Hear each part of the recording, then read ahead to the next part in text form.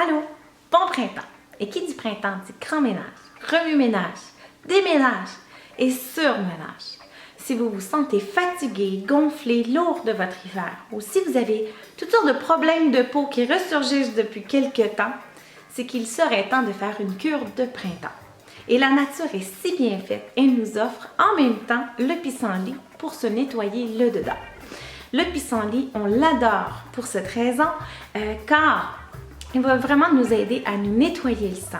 C'est une source hyper riche en minéraux. Elle va nous aider à absorber les nutriments et elle va vraiment favoriser la digestion.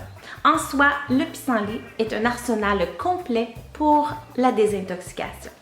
Alors, de quelle manière on va s'y prendre pour faire la cure? Nous allons nous concentrer sur le feuillage du pissenlit. Nous allons la consommer de toutes les manières possibles, soit en salade, comme une autre verdure. Par contre, si on la mélange avec d'autres feuilles de laitue, moi je vous recommande vraiment de la couper en plus petits bouts, comme ça elle va mieux se mélanger. On pourrait le consommer aussi comme en sauté, cuite, ou comme un épinard dans les quiches, les lasagnes. On pourrait la consommer aussi en tisane avec du miel ou en tonique rafraîchissant, où est-ce qu'on va faire une courte infusion qu'on va diluer avec de la glace, ajouter des fruits, des fines herbes et faire comme ça un beau petit breuvage rafraîchissant. Aussi, pour les plus aventureux, on pourrait carrément aller vers la décoction, où est-ce qu'on utiliserait la plante au complet, le feuillage et la racine bien nettoyés, qu'on laisserait mijoter dans l'eau pendant 20 minutes à 30 minutes pour faire un concentré un peu plus réduit. On va prendre cette super potion-là et on pourrait la diluer, la mélanger avec notre jus de fruits préféré. Et ainsi la conserver au frigo une bonne semaine et comme ça prendre notre portion de pissenlit de cette manière-là.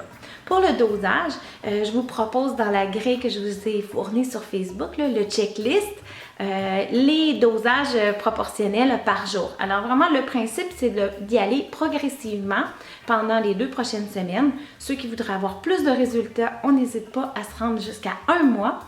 Un petit plan sur la feuille que je vous ai fournie, ça équivaut à peu près à 1 à 8 feuilles par dose. Alors, comme ça donne une bonne idée là, de la proportion qu'on peut prendre. Ça dépend vraiment d'une personne à l'autre. L'important, c'est d'y aller progressif pour vraiment habituer le corps à cette superbe, sublime cure.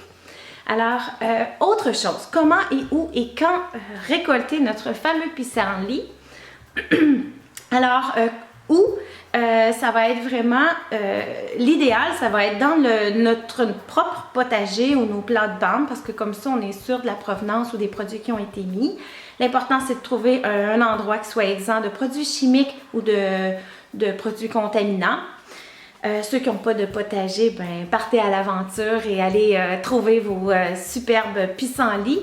Faites juste éviter d'aller les ramasser dans le bord du trottoir et de l'asphalte du centre-ville. Et c'est beaucoup plus simple qu'on peut le croire de trouver des beaux pissenlits à cette date-ci.